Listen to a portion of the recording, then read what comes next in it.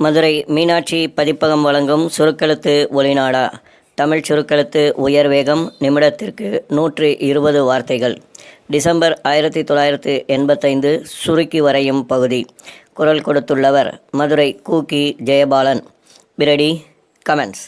தமிழ்நாடு சட்டமன்ற பேரவையில் ஆளுநர் அவர்கள் உரையின் மீது நடந்த விவாதத்தில் ஓர் உறுப்பினர் பேசியதாவது: தலைவர் அவர்களே, இவ்விவாதத்தில் கலந்து கொள்ள வாய்ப்பளித்தமைக்கு என்னுடைய நன்றியை தெரிவித்துக் கொள்கிறேன்.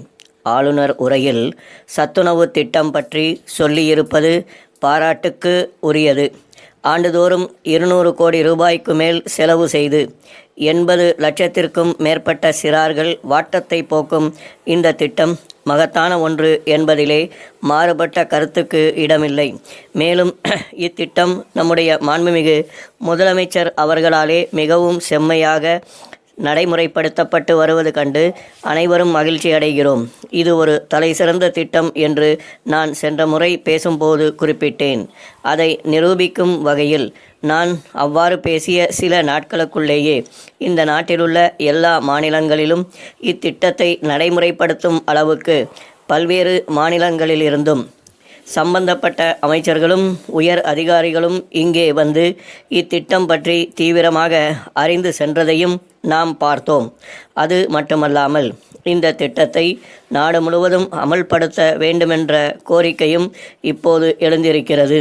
அந்த வகையில் எவ்வளவுதான் நிதி நெருக்கடி ஏற்பட்டாலும் அதை பொருட்படுத்தாமல் அதே நேரத்தில் வளர்ச்சி திட்டங்களுக்காக செலவிடப்படும் தொகையையும் குறைக்காமல் ஒரு சவாலாக வறுமை கோட்டுக்கு கீழே இருக்கின்ற சிறார்களுக்கு நல்வாழ்வு அளிக்கும் நல்ல நோக்கத்துடனே தொடர்ந்து இத்திட்டத்தை நல்ல முறையில் நடைமுறைப்படுத்தி வருவதற்காக மாண்புமிகு முதலமைச்சர் அவர்களுக்கு என்னுடைய பாராட்டுதலை தெரிவித்துக் கொள்கிறேன்.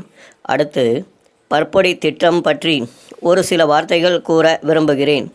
மனிதன் நோயில்லாமல் நல்வாழ்வு வாழ வேண்டுமானால் பற்கள் உறுதியுடன் நல்ல முறையில் இருக்க வேண்டும். பற்களை சிறு பிராயத்திலிருந்தே நல்ல பற்பொடி கொண்டு தேய்த்து பேணி காக்காவிடில் பற்களில் நோய் வந்து அதன் காரணமாக உடல் நலமே பாதிக்கப்பட ஏதுவாகும். பல் நோயினால் இளம் வயதிலேயே பாதிக்கப்படுகிறவர்கள் பெரும்பாலும் கிராமப்புறங்களில் வாழும் சிறார்கள்தான். அவர்களுக்கு நல்வாழ்வு அளிக்கும் வகையில் இத்திட்டத்தை நிறைவேற்றியிருக்கும் அரசுக்கு நான் நன்றி தெரிவிக்கும் அதே வேளையில் இது பற்றி குறை ஒன்றையும் நான் தெரிவிக்க கடமைப்பட்டிருக்கிறேன். சில இடங்களில் பற்பொடிக்கான மருந்து கலவைகளை சரியாக கலக்காததால் வாய் வெந்து போகும் நிலைமை ஏற்பட்டிருக்கிறது என்று புகார் சொல்கிறார்கள். நான் பல இடங்களுக்கு சென்று இது பற்றி கேட்டு அறிந்ததில் பற்பொடி தயாரிப்பு முறையிலே தவறு நேர்ந்திருக்கிறது என்பதை தெரிந்து கொண்டேன். ஆகவே இத்துறையில் சிறப்பாக பயிற்சி பெற்ற மிக சிறந்த மருத்துவ வல்லுநர்களின் நேரடி கண்காணிப்பில் சரியான முறையில் மருந்து கலவையை செய்து பற்பொடி தயாரிக்க வேண்டுமென்று கேட்டுக்கொள்கிறேன். அடுத்து பள்ளிகளில் படிக்கின்ற மாணவ மாணவிகளுக்கு இலவச சீருடையும் பாடப்புத்தகங்களும் கொடுக்கப்படுவது உள்ளபடியே பாராட்டுக்கு உரியது. இந்த நாட்டிலே இன்றைக்கு உண்ண உணவு, உடுக்க உடை, இருக்க இடம் இல்லாத கோடிக்கணக்கான குடும்பங்கள் இருக்கின்றன. அவர்களால் தங்கள் குழந்தைகளுக்கு தேவையான பாடப்புத்தகங்கள், சீருடை போன்றவற்றை கூட வாங்கித்தர முடியவில்லை என்ற நிலையில் 10ஆம் வகுப்பு வரை படிக்கின்ற அனைத்து மாணவ மாணவிகளுக்கும் அடுத்து பள்ளிகளில் படிக்கின்ற மாணவ மாணவிகளுக்கு இலவச சீருடையும் பாடப்புத்தகங்களும் கொடுக்கப்படுவது உள்ளபடியே பாராட்டுக்கு உரியது.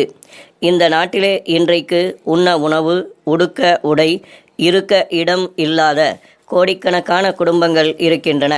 அவர்களால் தங்கள் குழந்தைகளுக்கு தேவையான பாடப்புத்தகங்கள், சீருடை போன்றவற்றை கூட வாங்கித்தர முடியவில்லை என்ற நிலையில் 10ஆம் வகுப்பு வரை படிக்கின்ற அனைத்து மாணவ மாணவிகளுக்கும் கட்டாயமாக இலவச சீருடையும் பாடப்புத்தகங்களும் வழங்க வேண்டுமென்று கேட்டுக்கொண்டு, மனிதாபிமானமிக்க மாண்புமிகு முதலமைச்சர் அவர்கள் எவ்வளவுதான் எதிர்ப்புகளும் தடைகளும் சிக்கல்களும் ஏற்பட்ட போதிலும் அவற்றையெல்லாம் தகர்த்தெறிந்து துணிச்சலுடன் இது போன்ற நல்ல பல திட்டங்களை தொடர்ந்து நடைமுறைப்படுத்துவார்கள் என்கிற என்னுடைய உறுதியான நம்பிக்கையை தெரிவித்து ஆளுநர் உரையை முழு மனதுடன் பாராட்டி வரவேற்று என் உரையை இத்துடன் முடித்துக்கொள்கிறேன். ஸ்டாப்.